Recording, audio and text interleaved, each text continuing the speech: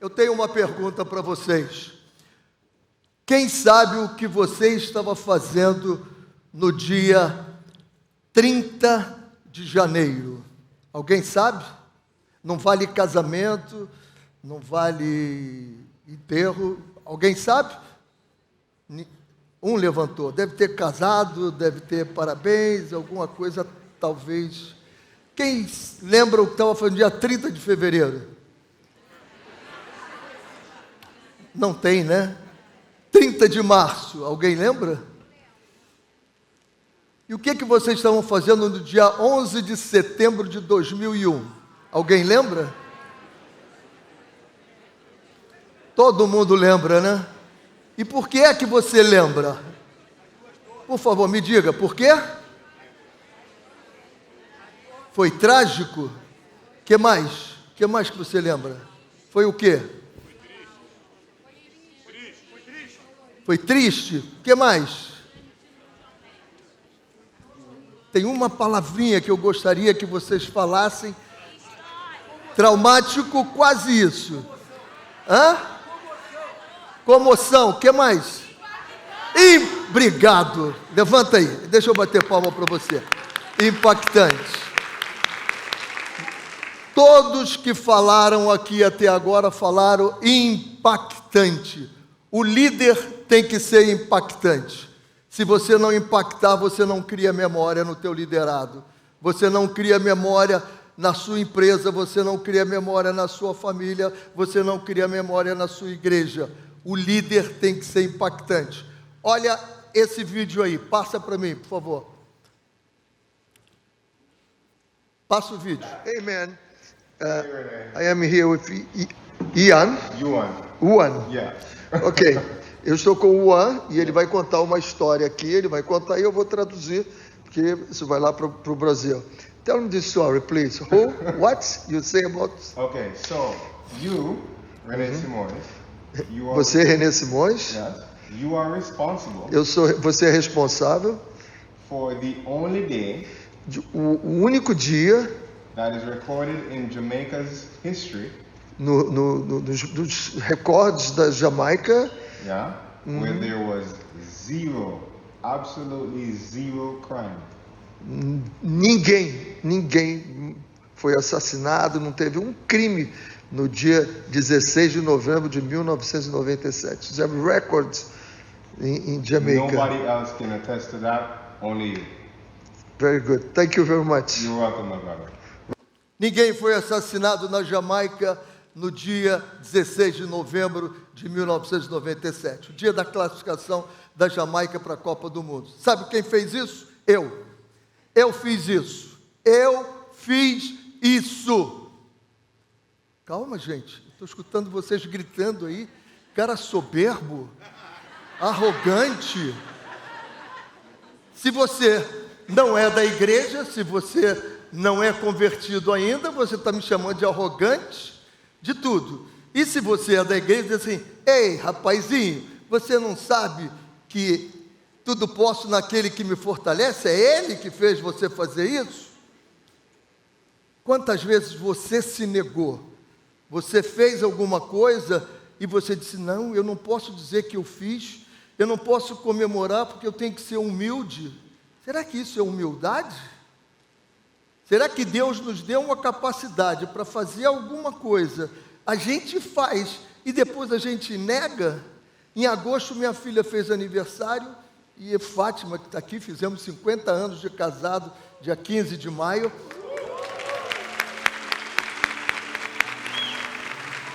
E ela, como boa mãe, buzinou o que a filha queria. E no dia 15 de agosto eu fui lá e dei um presente para minha filha. Ela disse: pai, eu não mereço isso. Eu disse: filha, eu não te eduquei assim. Não diga que você não merece. Você sabe que merece. Você pode dizer: pô, pai, estou tão feliz você ter dado isso para mim. Será que você está vivendo sem reconhecer as tuas qualidades, os dons que você recebeu? Será que por causa dessa humildade não é negar as minhas qualidades, humildade é eu saber, alguém sabe mais do que eu vou tê-lo como exemplo para aprender. Humildade é eu saber que eu sei mais do que alguém, mas eu não piso na cabeça dele. Eu ajudo e levanto. Isso é humildade. Fora isso, não existe. Não existe. Bom, esse cara que vocês chamaram de arrogante, exibido, deixa eu mostrar para vocês uma história. Deus, para quem é da igreja e acredita, Deus nos fez para que nós tivéssemos uma vida abundante, feliz, tudo isso. Mas a sociedade não diz isso. A sociedade, para quem nasceu no morro como eu, filho de uma família de 12 filhos, e interessante, porque em 1948 meu pai era motorista de táxi, bateu com o táxi, morreu o melhor amigo dele, e naquela época não tinha seguro. Meu pai estava meio deprimido. E aí em 49 nasceu a Ruth, em 50 nasceu o Roberto, em 51 nasceu a Regina, e eu nasci em 52. E eu dizia, pai, vem assim. Aí ele, filho, os anúncios eram muito longos naquela época. E eu nasci para se dar errado. E por que eu não dei errado? Lembram do David falando que tem sempre alguma coisa dizendo para você, você não é bom, não vai dar certo. Se você pegar o jogo interior, existe um livro chamado Jogo Interior do Tênis, ele fala de selfie 1 e selfie 2. O selfie 1 é aquele que fica no teu ouvido, vai dar errado, vai errar o saque, vai errar, exatamente como ele falou, aquele cara chato que planejou contigo e depois fica dizendo que não vai dar certo. E o selfie 2 não. O selfie 2 é aquele que diz assim, você é competente, você é filho de Deus, você nasceu com todas as qualidades que você possa imaginar. E eu só não dei errado porque eu tinha, passo próximo, eu tinha um pai e uma mãe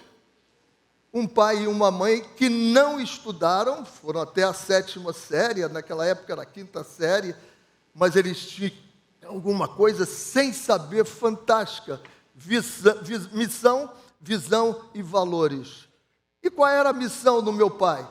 A missão do meu pai é que nós, filhos dele, membros de uma igreja, tínhamos que ser exemplo na nossa comunidade. Ele não admitia que nós não fôssemos exemplo.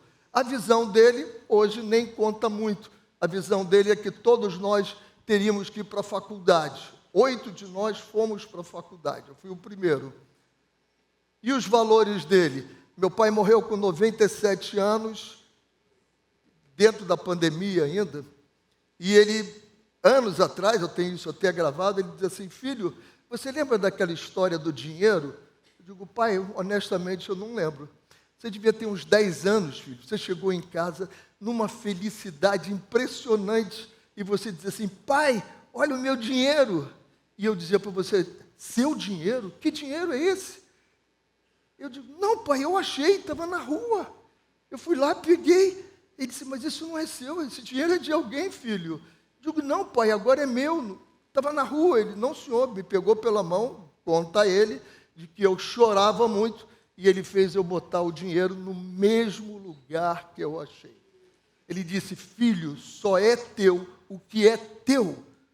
Eu digo, pai, alguém vai passar e vai pegar. Ele disse, não é problema nosso. Isso não é problema nosso. Mas pode ser que o dono do dinheiro passe lá e pegue. Você já imaginou isso? Criança, eu não imaginava, eu só sabia chorar. Valores. Se você não tiver visão, missão e valor na sua casa, se você não tiver na sua empresa, se você não tiver nos seus negócios, você está sujeito ao caos. Você está sujeito ao caos. Bote a sua missão, a sua visão no papel. Acabamos de ouvir aqui agora. Bote no papel. Não fique só na sua cabeça. Passa.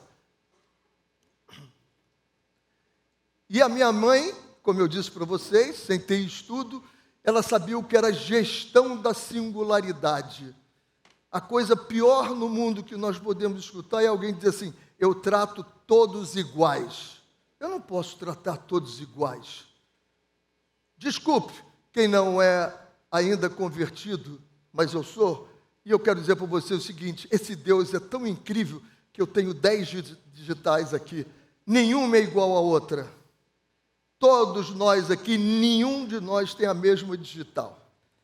Adorarei um dia, e esse é um dos propósitos, que eu enfrente ele e diga: filho bom e fiel, você está aqui. A primeira pergunta eu vou dizer para ele: por que as digitais eram diferentes? Nós temos 7 bilhões de pessoas no mundo, nós temos 70 bilhões de digitais diferentes. Olha que Deus é esse. As mulheres têm 30 milhões de células, eu escutei esses dias, os homens têm 38 milhões, todas diferentes, cada uma com uma função. Que Deus é esse? Que ser humano é esse que foi feito? E a gente às vezes acha que nós não somos nada. Não, não somos nada diante da grandeza dele, mas somos alguma coisa feito por ele, então somos muito grandes, somos muito importantes. E a minha mãe tratava todo mundo. Eu não comia peixe com espinha. Apesar dos 12 filhos, o meu peixe vinha separado. Um irmão não comia a mesma comida do dia seguinte. A dele era sempre fresquinha. A outra irmã tinha que ser a primeira a comida sair da panela. E ela tratava os 12 da mesma forma. E eu sei o que você está pensando agora. Tua casa era uma bagunça. E eu digo para vocês que não. Passo próximo. Sabe por quê? Porque quem sabe de gestão de singularidade entende, passa. Estratégias são flexíveis. A forma como eu vou lidar contigo não pode ser igual a ela. Mas o princípio que eu vou lidar com vocês duas tem que ser o mesmo.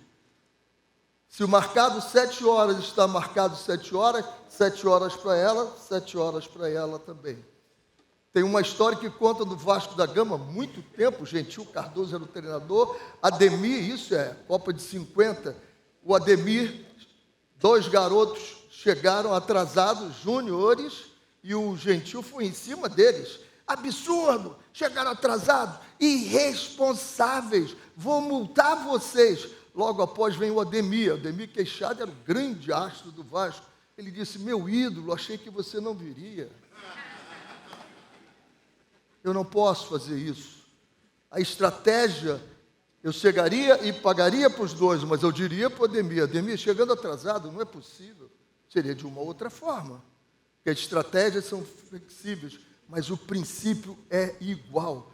Se você não guardar isso, você deve estar perdendo um funcionário, você deve estar perdendo um filho, você deve estar perdendo alguém na sua empresa. Passo próximo. Vulnerabilidade. Como é que vocês acham? Eu não sou pastor. Hoje eu estou subindo aqui no púlpito, porque a primeira vez que eu subi num púlpito, eu sempre dou palestras embaixo. Eu gosto de estar em contato com o pessoal. Mas a última vez que eu fui, eu disse para um pastor, eu disse: pastor, eu não vou subir no púlpito, eu não sou pastor. E ele falou: Renê, se um pastor te convidar, tenha certeza que ele vai estar te abençoando e vai permitir você subir. Mas eu me sinto muito vulnerável aqui. Um palco para mim é um palco, mas um púlpito é um púlpito. Eu tenho uma responsabilidade, uma pressão, eu me sinto muito mais vulnerável. Eu tinha pedido água, estou com a boca seca. Quantas vezes quem está comigo viu? Eu fui 4 vezes ao banheiro.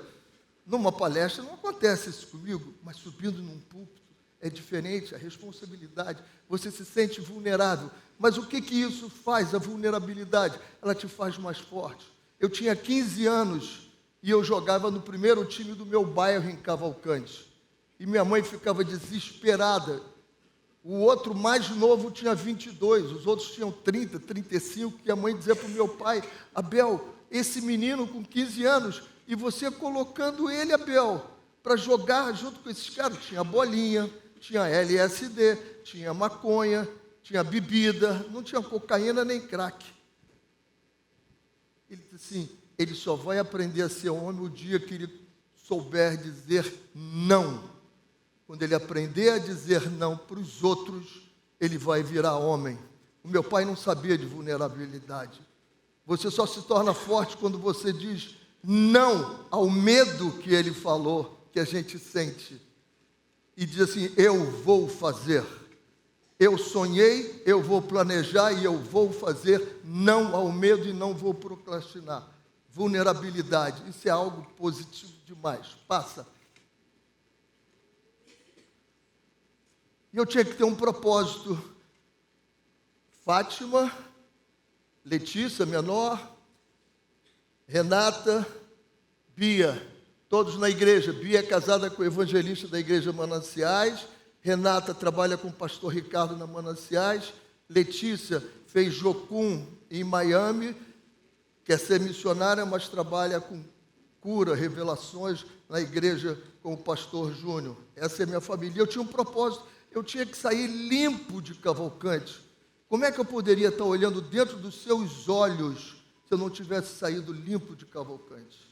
Uma vez o pastor quis inaugurar uma igreja lá em cima do morro, eu estava no Botafogo, ele me ligou e disse: Renê, você vem aqui? Eu digo: vou. E naquela época eu tinha uma Mercedes-Benz, e eu fui com a Mercedes-Benz subindo o morro, parei lá em cima, estrategicamente. Cada esquina que eu passava, eles abaixavam a arma. E aí, professor, tudo bem? Eu digo: tudo bem, rapaziada, aí estamos juntos. E na hora de inaugurar a quadra, ele me deu o microfone. Eu disse: pastor, não vai dar certo isso, pastor. Ele disse: não, você tem que falar. E quando eu comecei a falar, eu disse: rapaziada, olha meu carro, aquele é meu carro. Eu morei aqui, eu nasci aqui, e eu tenho aquele carro, e eu não fiz nada de errado. Quando eu falei isso, começaram as motos descendo. Eu digo: meu Deus, para descer agora eu não sei como é que vai ser. Subir, eu subi bem, descer eu não sei. Mas estou aqui porque eu desci bem. Sair limpo, propósito, muda. E fui jogar futebol no Bom Sucesso. Mas, como dizia aos 30 de Ataíde, membro da Academia Brasileira, o homem nasce incendiário e morre bombeiro. Hoje eu sou brigadista aos 73 anos. Ainda bem que ontem não perguntaram quem tinha mais de 70, né, pastor Wander? Eu estava pronto para dizer: ele está aqui, pô, 73. E hoje eu sou brigadista, apago incêndio. Mas naquela época eu era muito chato com os treinadores, resolvi parar de jogar futebol e fui estudar. Passa. E na universidade eu queria ser o treinador que eu não tinha, de sentar e ouvir. Lembra? Ouvir o seu liderado, saber o que ele quer, poder liderar. Isso não tinha com os treinadores e me irritava. Vai lá e faz, vai lá e faz, vai lá e faz. E eu resolvi ser um treinador que senta, pergunta, se preocupa, quer saber da família, quer saber por que ele não está bem. Uma vez eu estava na Portuguesa de São Paulo e um jogador faltou 2 dias, Alberes, depois ele foi à seleção. E um dia eu estou dando treino com um olhar de 360, olho ali, mas estou vendo tudo. Vejo o Alberes subindo, eu digo: eu vou trucidar esse cara quando chegar perto de mim. Mas veio ele andando. Eu digo: opa, isso não é jogador. O jogador anda todo, né? Aquela malhetinha aqui, todo. Quando ele chegou, eu disse: meu garoto, o que houve? Ele disse: aquela. Eu digo: bom, se ele fala isso da mulher dele, o que ele não vai fazer comigo?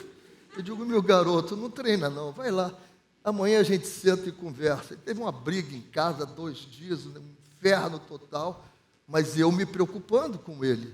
Ele não treinou. Esse cara depois, se eu mandasse ele pular de 4 metros, ele pulava. Porque na hora que ele precisou, eu estava com ele. Você está com o teu liderado? Você está com o teu filho na hora que ele precisa ou é só pancada? Com a tua mulher, você está junto com ela ou é só pancada? Com o teu marido, ou é só pancada? Passa. O primeiro clube que eu trabalhei foi no Olaria. E eu precisava daquele emprego. E no primeiro dia de treinamento, o cara derramou um saco de material, os jogadores pularam lá, um pegava um short rasgado, o outro a metade do meião, a camisa. Quando eu olhei aqui, eu digo: caramba, parece um time de refugiados. Eu dei o treino, no dia seguinte eu cheguei cedo, peguei o saco, joguei alto, taquei fogo, os jogadores chegavam e digo: pode ir embora que não tem treino. O presidente era Edmundo Cigarro, um dentista, que devia ter a minha idade naquela época, e ele botou o dedo na minha cara: quem você pensa que é para fazer o que você fez? Eu disse: presidente, eu não sei quem eu sou, mas eu sei o que os meus jogadores acham que são. Eles acham que são nada, porque quem recebe nada pensa que é nada. E quem pensa que é nada, te dá nada de volta. Eu não vou conseguir tirar nada desses jogadores. Vai embora! Eu saí dali, entrei em oração, fiz jejum, tive diarreia. Eu precisava do meu emprego. Eu e Dona Fátima estávamos começando a vida. E aí, no dia seguinte, quando eu voltei, eu tinha todo o uniforme de treino novo, todo o uniforme de jogo novo. Conclusão, nós fomos vice-campeões cariocas e eu fui eleito o melhor treinador naquele ano.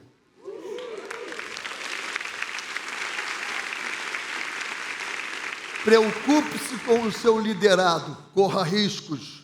Eu podia ser mandado embora. E se eu sou mandado embora agora, eu ia estar numa situação muito complicada, porque eu pagava aluguel, eu pegava ônibus, mas eu corria risco e os meus jogadores olhavam para mim e diziam assim, com esse eu vou à guerra. Quem é militar sabe que esse é um termo que se usa no exército. Com esse cara eu vou à guerra. Passa. Bom, a vida rodou muito, né? Eu trabalhei em Portugal, seleção brasileira, vários lugares, Emirados Árabes, e aqui eu estou adiantando um pouquinho porque eu estou no Catar. No Catar, em 89, eu fui para o Al Rayyan, ganhei tudo naquele clube. Saí naquele clube e fui para o Al Arabi. No Al Arabi eu ganhei a primeira competição, era a Copa do Príncipe, ganhei o campeonato sub-23 e estava na última competição, que era a Copa do Rei. E eles queriam renovar meu contrato. Eu disse, calma, deixa vir a última Copa que eu vou ganhar, esses caras vão me dar muito dinheiro. Eu parecia um pombo, estava com o peito inflado. Olha, primeiro tempo, 2-0 para nós. Eu tive uma diarreia mental, que eu tirei o meu melhor jogador e nós perdemos de 3-2. No dia seguinte, eu não tinha um salário, não tinha uma proposta, eu tinha uma carta de demissão. Eu fui demitido do Catar. Mas na nossa casa nós aprendemos o seguinte, não existe coincidência, existe passo próximo. Só um instante, volta ele aqui só para mostrar isso aqui, ó. Coríntios 10:12. Quem está de pé, cuide-se para que não caia. Eu não me cuidei. Eu achei que eu era o gás da Coca-Cola. Eu era a bala que matou Kennedy. Eu era demais. Cuide-se para que não caia. E aí, troca. Jesuicidência. Eu volto para o Brasil e eu já tinha trabalhado para o João Avelange na Academia Brasileira, eu tinha arrumado tudo para ele me adorava, e a Jamaica, o Itamaraty, queria ganhar os votos do Caribe para o Conselho de Segurança da ONU. E aí ofereceu projetos de cooperação técnicas em todas as áreas, e futebol era um. O presidente da Federação da Jamaica mandou uma carta para o Itamaraty, do primeiro-ministro, e queria um treinador. Mandaram para o João Avelange, ele indicou quem? René Simões. Só que eu conhecia a Jamaica. Em 89, quando eu dirigia a seleção sub-20, eu fui à Jamaica, passei. E a Jamaica era... Passa aí. A Jamaica era... Opa. Passa mais um, depois eu volto nesse aí. A Jamaica era abaixo de 0. Lembra do bobsled? Só que agora eles já ganharam o campeonato mundial de bobsled. Mas eles treinavam assim no carrinho. Pode voltar. Pode voltar. Isso. Como eu fui indicado, e eu disse não quero ir, a Jesuicidência entrou de novo, e no dia que o presidente da Federação da Jamaica chegava ao Brasil, o representante do João Avelange foi para a Coreia. Ele me ligou e disse, Renê, dá para você pegar o presidente lá no aeroporto? Eu digo, como é que eu vou conhecer esse cara? Ele disse, Renê, são 2 pretos enormes, vão estar de terno, italiano, bem vestido. Bom, se eu quisesse errar, eu não conseguiria, porque ele é imenso, vocês... Olha o capitão ali, ele é imenso, esse é o capitão Burel, presidente da federação, e eu cheguei lá, estava ele e o outro, digo, hi, vim aqui amando dos seus pezinhos, o senhor é o presidente, sou eu mesmo. Eu digo, então eu vim ele pegar, e ele saiu andando. E as malas?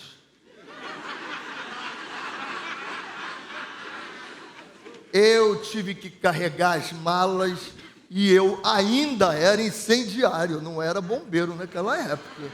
Eu disse, eu vou matar esse cara. Eu vou matar esse cara. Ainda bem que eu disse que eu não queria trabalhar lá. E no carro ele sentou, o que é aquilo? O que é aquilo? Aí eu ia falando para ele, nós íamos para Copacabana, do aeroporto para Copacabana. Eu digo, ele vai chegar onde eu quero. Daqui a pouco ele chega e diz assim, você conhece o Professa? Eu não sou professa porque eu não fiz doutorado. Em inglês eu sou teacher, eu fiz educação física. Mas na Jamaica sempre fui professa, inclusive na universidade quando eu ia falar lá. Você conhece o Professa? Eu digo, conheço.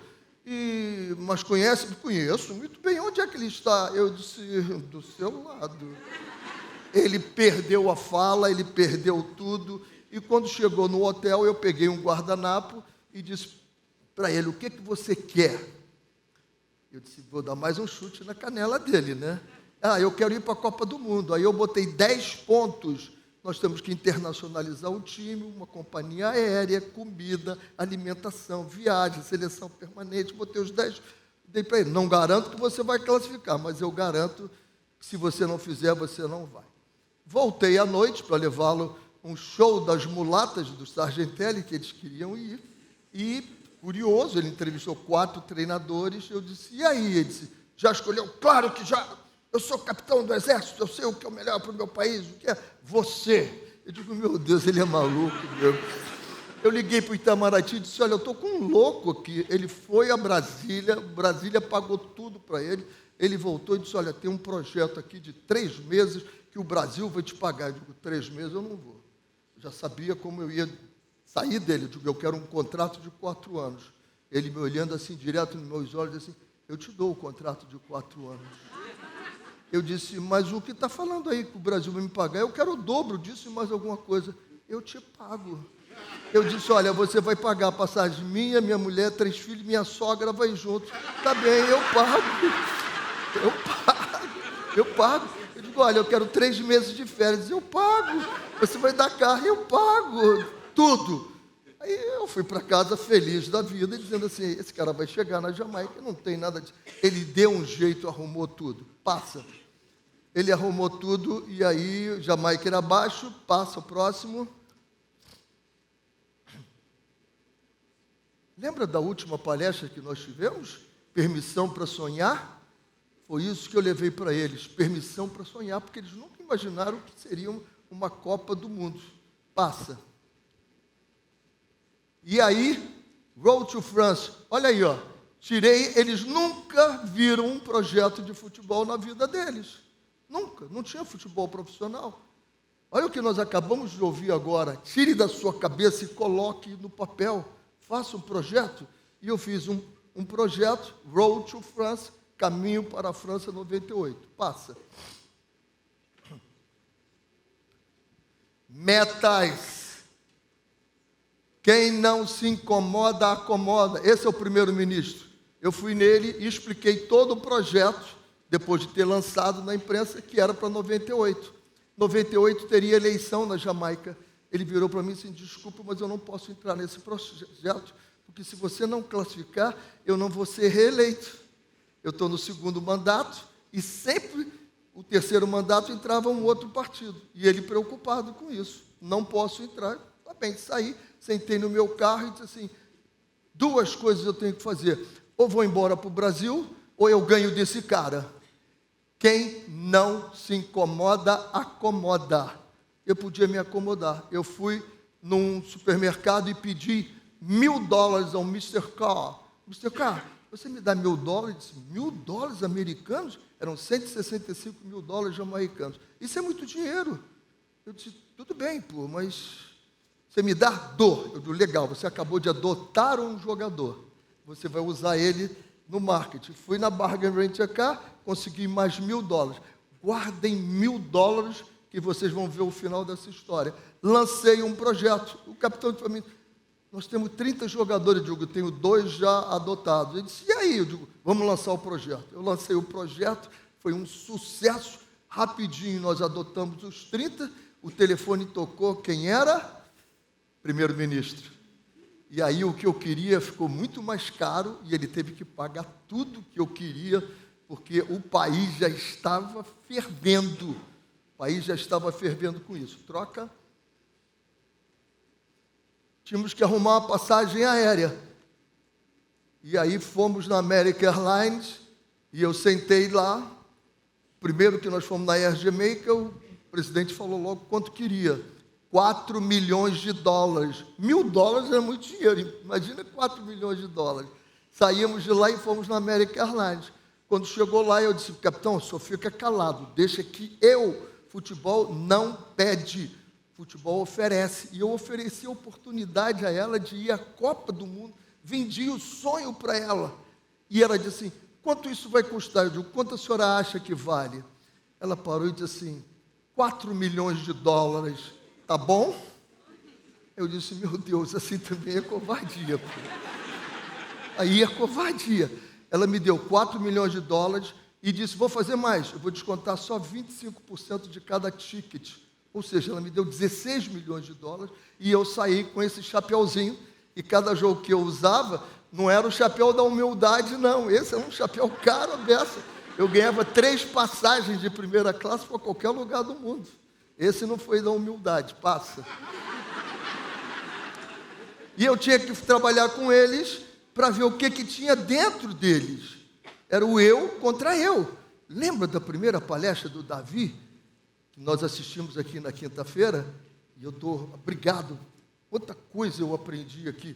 E ele dizendo que a gente fica falando para nós mesmos, eu não sou capaz, imagina. Jamaicano que não era profissional, eles eram motoristas de táxi, eles eram barman, eles eram carregadores de mala e eles eram nem estudavam, nem trabalhavam. Esses eram os meus jogadores.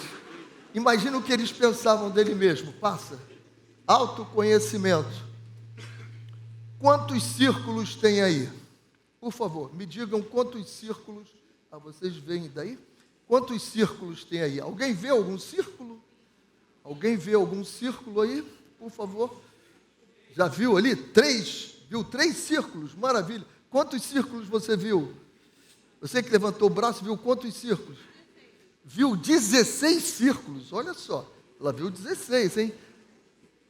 Mais alguém? Ajuda quem está do teu lado. Você viu 4? Ajuda. Mostra para ele. Eu vou ter que correr. Passa o próximo. Olha aqui. Alguém está vendo um círculo aí? Alguém está vendo um círculo? Passa o próximo. Alguém está vendo o círculo? Volta no primeiro, por favor.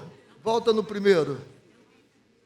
Não, isso. Alguém está vendo o círculo aí agora? Todos veem. Sabe o que é isso?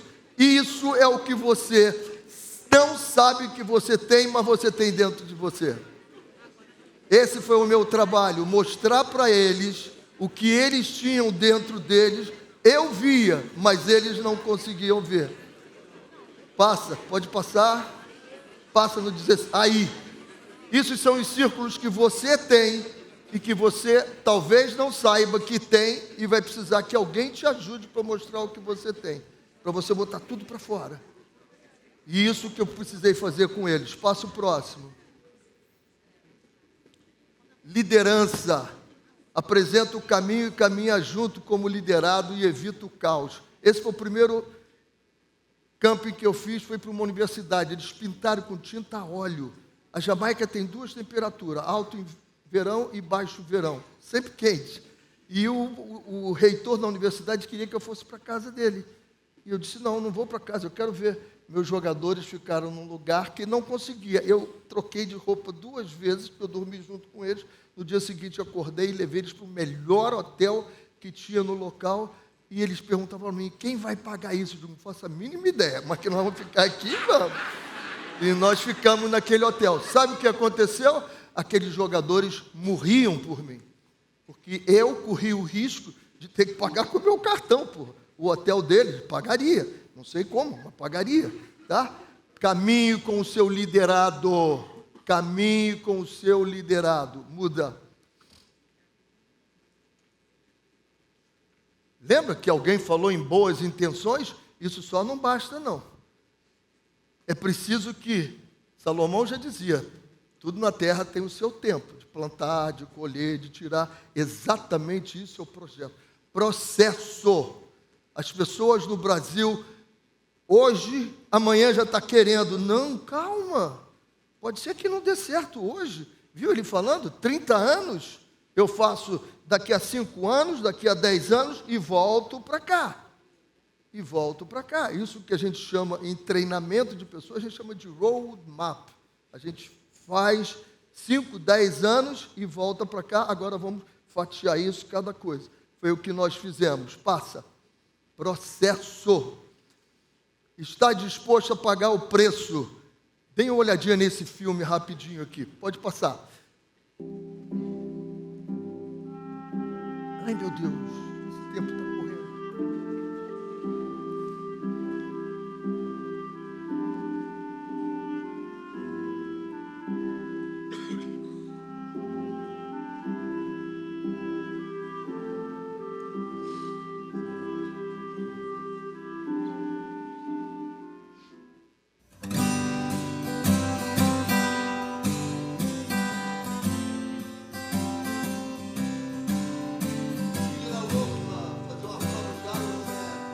O pai não sabia nadar, mas tinha que natação, 3,8 quilômetros, 180 de ciclismo.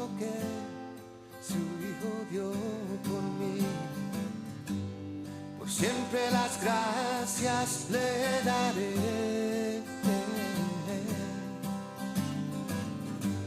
Me ha dado su espíritu y verdad. Bendito mi Señor. A su lado nada temeré. 5, 10. Y cantaré. Verme a matar.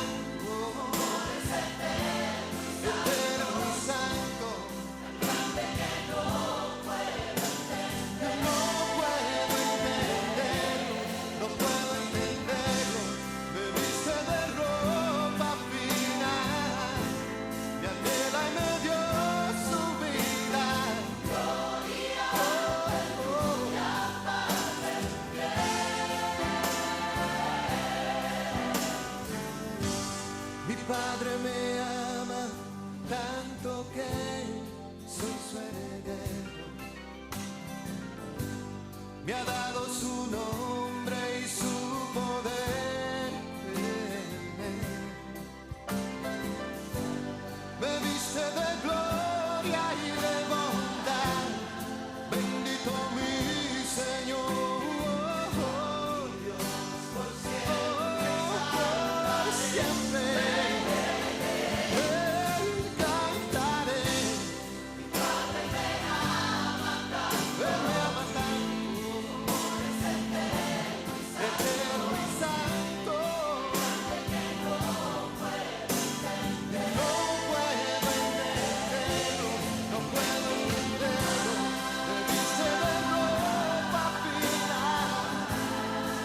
Pode passar, pode passar.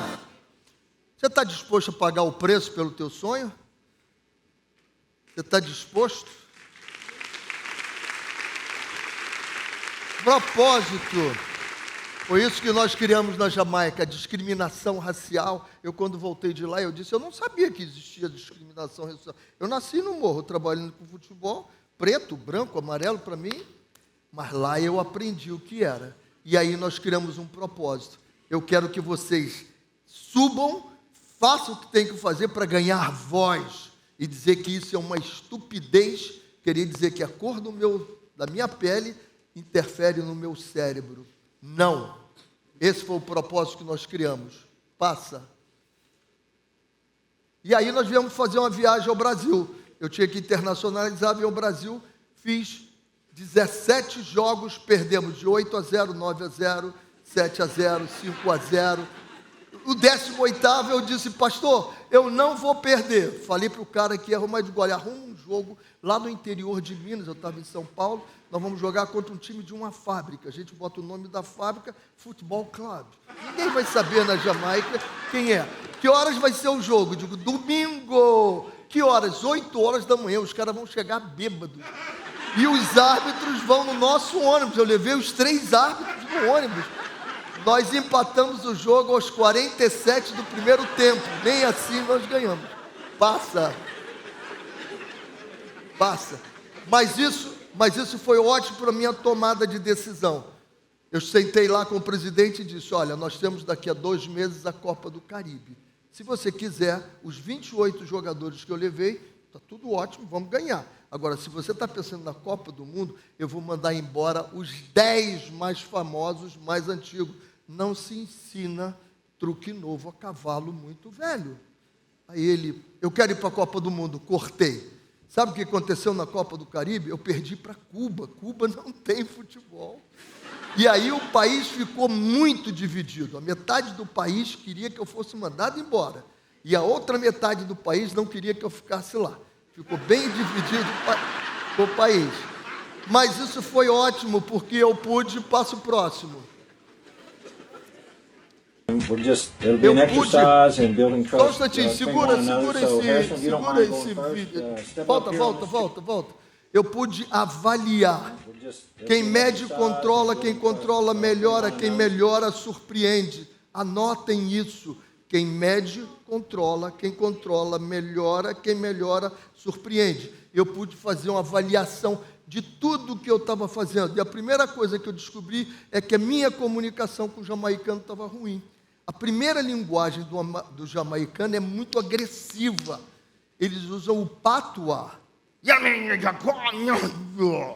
E eu, muito educadamente, falando com eles, quando eu descobri isso, era chute em todo mundo, voava jamaicano para tudo quanto é lado, felizes da vida. Talvez você esteja perdendo um liderado teu, porque você está com a primeira linguagem dele errada, tratando ele muito docilmente, e ele, na primeira linguagem, é agressivo, ou esteja sendo agressivo, e a primeira linguagem dele é bem suave. Passa, e aí ficou dividido, pode passar, a comunicação. Eu tive que acertar, não, volta na comunicação, por favor. Volta. Isso aí. Olha a comunicação errada, o que acontece? Nós vamos fazer um teste. Você vai subir aqui. Todo mundo vai ficar atento para você. Eu vou contar de 1 a 3. Quando eu contar até 3, você pode se jogar e confiar em todo mundo.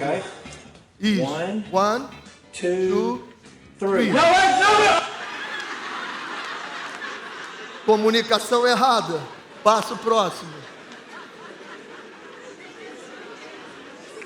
Cuidado com a sua comunicação. Lembre-se, não é o que eu falo, mas é o que o meu liderado entende. É importantíssimo isso. E eu descobri nessa viagem ao Brasil que eu não tinha um grupo, eu tinha pessoas. E como é que você faz um grupo de pessoas se tornarem um grupo e depois um time? Olha isso aqui, ó. Cada pessoa tem o seu objetivo individual. Passa. O que eu criei? Um objetivo comum. Ganhar voz, que era o propósito, ir para a Copa do Mundo, comprar casa, carro, tudo. Passa. Olha lá. Cada um continuou com o seu objetivo individual, mas o objetivo comum, todos tinham acesso a ele. Tá? Passa. Eu quero fazer uma pergunta. O que é isso aqui? Alguém sabe o que é isso ali? Alguém sabe? Eu vou adiantar. Isso é um quarto montessoriano. A minha filha é psicóloga e ela mostrou, disse, pai, esse aqui é o quarto da Bela. Eu digo, filha, mas tem alguma coisa errada, não tem alguma coisa errada nesse quarto? Isso, um berço. Está faltando o que no berço? Hein? Mas o que está faltando no berço? A grade do berço. eu dei essa resposta para ela. Disse: pai, eu não vou terceirizar as vontades da minha filha. Se tiver uma grade e ela quiser um brinquedinho, papai, mamãe, titio, babá, alguma coisa. Assim não, ela dá um pontapé ali, vai e pega. Vai e pega. E eu comecei a trabalhar com eles. Só uma pergunta para vocês. Vocês já tiraram a grade do berço de vocês? Ou estão esperando alguém pegar você e fazer alguma coisa por você? Eu vi uma palma ali. Eu vi uma palma ali. Já tirou a grade? Vai à luta! Vai à luta! E aí eu coloquei o Napoleão Hill, tem 4 Ds. Eu sou meio abusado, coloquei mais um ali. É o desejo ardente, aquilo que eu quero, a decisão, a dedicação, pagar o preço, a determinação, quando está errado eu vou, e Deus, né? Deus que nos provém de toda a força, de todas as coisas, e eles acreditaram nisso. Passa. Agora, para isso tem que ter atitude. Procrastinação? Esquece, não tem lugar para procrastinação. Amanhã não tem amanhã, é agora, é aqui e agora. Levante, saia da cadeira. Vai, passa. E o que aconteceu com tudo isso organizado? Eu comecei em dezembro de 94. Em dezembro de 95, nós fomos eleitos pela FIFA a seleção que mais evoluiu no mundo. Nós éramos o número 96 e passamos para ser o número 66. Com toda essa organização, ganhando jogo, trabalhando, mudando comunicação. Mas tem um problema, quando você bate uma meta, passa. Tá? Tem um problema. Você começa a ter medo. E se eu não bater a meta? Como é que vai ser? E se eu não conseguir pagar a minha casa? Comprei uma casa, mas tem a prestação para pagar. E se eu não perder? E eles começaram a ter muito medo. E os jogos, a gente começou a perder os jogos. E eu digo, caramba, o que está vendo? Aí tive que trabalhar com eles a Marta, que é medo, alegria, raiva, tristeza e amor. Você tem que saber que esses sentimentos, eles existem, e você tem que trabalhar cada um no momento certo, que fica absolutamente fantástico. Comecei a trabalhar com eles, eles levantaram, eu disse, vamos embora, não tenha medo, entrega, vamos bater mais meta. E começamos a bater mais meta, passa. Isso é uma historinha rápida, porque ele falou de você valorizar cada um. Essa historinha é minha. Se alguém disser que é mentira, o problema é seu, porque a história é minha. Uma cidade de 4 mil habitantes tinha uma Mercedes-Benz, uma loja da Mercedes-Benz. O cara ganhou uma herança, foi lá e comprou uma Mercedes-Benz. Aí o cara disse, vai levar agora? Ele disse, não, venho logo mais. 4 horas da manhã ele foi pegar a Mercedes-Benz. Uma cidade de 4 mil habitantes. Tem alguém na rua 4 horas da manhã? Ninguém. Só tinha o dono. Ele foi lá, pegou, botou o carro dentro da garagem, fechou a porta. 6 meses depois, o dono da agência morreu. E durante 1 ano, a porta fechada, a Mercedes-Benz ali dentro. Ele tem uma Mercedes-Benz? 5 de cada vez, senão dá confusão. Ele tem ou não? Hã? Ele tem a Mercedes-Benz. Quem sabe que ele tem? Só ele. Nem o dono da agência mais sabe. Sua Mercedes-Benz, a sua Mercedes-Benz está na garagem ou você está abrindo a porta? Toda vez que meu time junta, eu dizia assim, abre a porta da garagem, põe para fora, abre a porta da sua garagem. Ou você está esperando aquele cara da grade vir e abrir a porta para você? Está na hora de você abrir a porta da sua garagem, passa.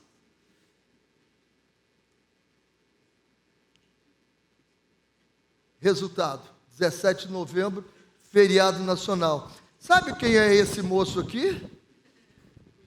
É o primeiro-ministro que não queria participar, porque a cada 2 eleições renovava o outro. Sabe o que aconteceu? Ele foi reeleito pela primeira vez na história da Jamaica, um partido ganhou 3 vezes a eleição. E ele decretou feriado nacional, metas e prazos perfeitos, todos no tempo. Nós perdemos de 6-0 para o México. Estávamos em último lugar, na última fase de classificação, e eu não saí do processo. Eu continuei regando, eu continuei cultivando, colocando, até que nós classificamos. Passa. Resultado, sabe quem é aquele moço lá? O Brasil, eu sou o único treinador que tem a condecoração da comenda. Pastor, eu sou comendador, pastor. A comenda de Rio Branco. Eu sou o único, que todos os treinadores campeões do mundo ganham o mérito esportivo. Eu tenho. E a Jamaica me deu a mais alta condecoração no estrangeiro, que é Commander in Distinction. Eu quero passar um vídeo rapidinho para vocês e mostrar aqui uma coisa para vocês. Nós éramos a única seleção que tínhamos um capelão. E eu, quando começou a dar tudo muito certo, eu disse para minha filha mais velha, Renata, Tata, eu preciso mostrar que o sobrenatural está trabalhando aqui. O que é que eu faço? Ela disse, pai, que tal escrever Jesus Saves na sua camisa? E eu usava essa camisa todos os jogos da seleção. E o mundo inteiro falava de Jesus por causa da seleção da Jamaica.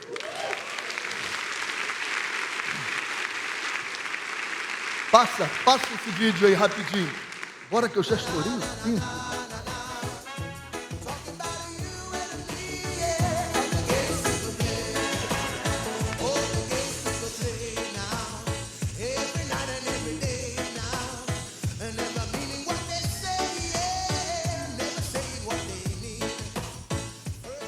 Jamaica, uma pequena ilha de 2,5 milhões de habitantes no Caribe. Uma ilha cercada de música e alegria. Mas este ano o reggae ganhou um companheiro no coração do jamaicano.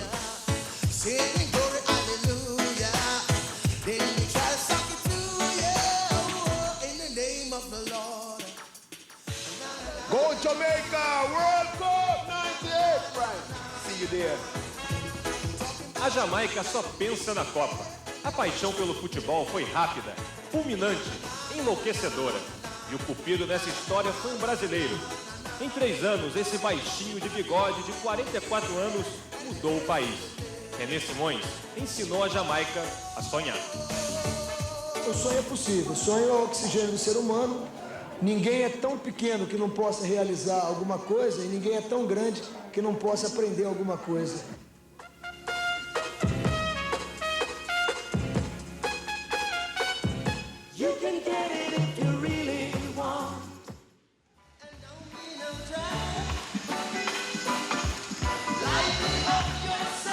Está na ponta da língua. Romario, Tafarel. Pois é, se até Tafarel é famoso na Jamaica, imagine então o responsável por essa explosão do futebol na ilha. He is not only a good coach, but he's a great human being. René Simões não é só um bom técnico, é um grande ser humano que inspirou esse país como jamais foi visto. Sei que ele não gosta disso, mas as pessoas se referem a ele como um Messias. Nós somos muito pequenos para ser Messias de alguma coisa, nós somos só instrumentos. A popularidade de René Simões na Jamaica pode ser medida até em Trenchtown, um dos bairros mais pobres do país. Aqui nessa casa, Bob Marley viveu durante muitos anos e criou o reggae, o ritmo que inspira a seleção jamaicana.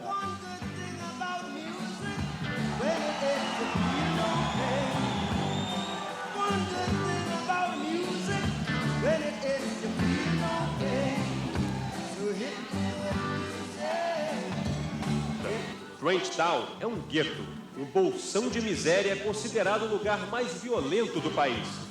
Mas quando René Simões aparece, é cercado por crianças, adultos, todos querem tocá-lo, cumprimentá-lo. E na Jamaica, o cumprimento é diferente. Mão direita cerrada e uma palavra que para eles significa muito: respeito. And they're wonderful, nice Brazilian people, and as I can see, you're all nice people. Vocês brasileiros são pessoas legais. Vieram aqui sem seguranças, sem guardas. É sinal de que vocês não têm medo de nós. É um motivo para respeitarmos vocês. No meio desse cenário pobre, o futebol surge como uma esperança. René ajuda a comunidade a manter escolinhas para revelar futuros craques. René Simões is a very influential person. René influencia muito as crianças e o que ele tem feito por nós é muito bom. Um dos garotos foi adotado por René. O pequeno Callan Alten, de 14 anos, gosta de ser chamado de Klinsmann. Because Klinsmann is a great É um grande jogador, quero ser como ele. Em um pequeno barraco chamado de Centro Cultural de Queenstown, René acha uma relíquia. No Woman No Cry foi criado aqui com esse violão aqui, o Bob Marley e esse violãozinho aqui, né? Como é que coisas tão simples podem dar sucessos mundiais, né? A simplicidade de René parece combinar com eles. Mais do que fazer os jamaicanos se apaixonarem pelo futebol, esse brasileiro fez eles enxergarem o que não viam há muito tempo. A esperança de que tudo, mas tudo mesmo, vai dar certo.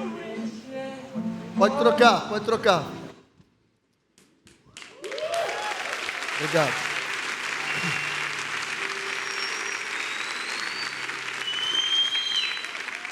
Vocês lembram que eu falei que $1.000 americanos era muito dinheiro para a Jamaica? Lembram disso? Quando acabou a Copa do Mundo, o primeiro-ministro, o ministro do Turismo e o de Finanças me chamaram e disseram assim: René, nós já arrecadamos em mídia indireta $800 milhões, mais o que a gente arrecadou com patrocínios, tudo isso, $1 bilhão. Do nada, você pode fazer $1 bilhão. Depende de você. Passa o próximo. O azeite está ali. Você tem que ter a botija.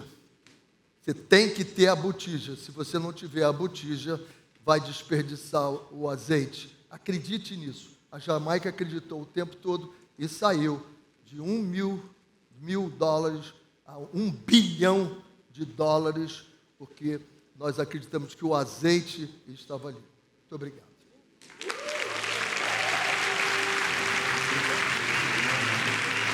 Obrigado.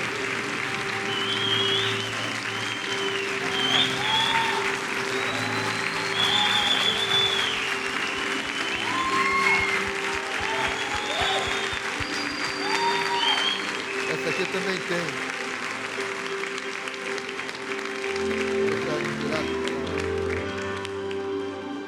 Queria convidar você a, mais uma vez, dar um forte aplauso ao René Simões. Que bom é ouvir testemunhos como esses, de brasileiros. Sem chapéu não. René, nós queremos, como temos feito aqui com todos os palestrantes, primeiro te agradecer por estar com a gente aqui, nesse ambiente de Copa do Mundo, ouvir a tua história, ouvir as tuas conquistas e aquilo que Deus tem feito através da tua vida, nos inspira, nos faz querer sair daqui vivendo coisas onde $1.000 que seriam impossíveis se tornaram $1 bilhão. Então, como é bom ouvir isso, né? Que as botijas estejam prontas. Mas nós queremos te dar um presente que é uma oração pela tua vida. Eu tenho uma pergunta antes do presente, uma pergunta rápida. Pastor Miquel, talvez você queira saber também. É do Neymar. Aquele bigode era tão bem feito. A minha esposa, ela sempre pede para eu achar uma boa pessoa. Eu nunca consegui. Aquele bigode, ele era profissional ali, profissional. Tinha algum segredo ali no bigode? Hoje eu digo para você que ele era ridículo. Estende suas mãos para cá. Vamos orar por esse homem de Deus, esse vitorioso e esse guerreiro aí que nos ensina tantas coisas. Pai, muito obrigado. Muito obrigado pelo Summit, muito obrigado porque esse ambiente de aprendizado nos faz aprender, nos faz querer sonhar mais, nos faz querer não apenas sonhar, mas planejar, executar, Senhor, viver. Pai, muito obrigado por essa história viva, ó Deus, de vitória, de sucesso, Senhor, de superação. Muito obrigado porque olhando para a vida do René nós podemos perceber que é possível, Senhor, viver coisas, Senhor, maiores do que às vezes os nossos olhos enxergam. Pai, cuida da vida do teu filho, cuida da saúde física, da saúde emocional, da saúde espiritual. Cuida, Senhor, das suas direções, dos seus projetos, porque ele continua a sonhar. Uma pessoa como essa certamente tem muitos sonhos. Pai, abençoa Abre as portas, Senhor. Amém. Dirige o teu filho a cada dia, a cada momento. Nós te agradecemos em nome de Jesus. Amém. Amém. Muito obrigado, Renê Simões. Muito obrigado. Que bom.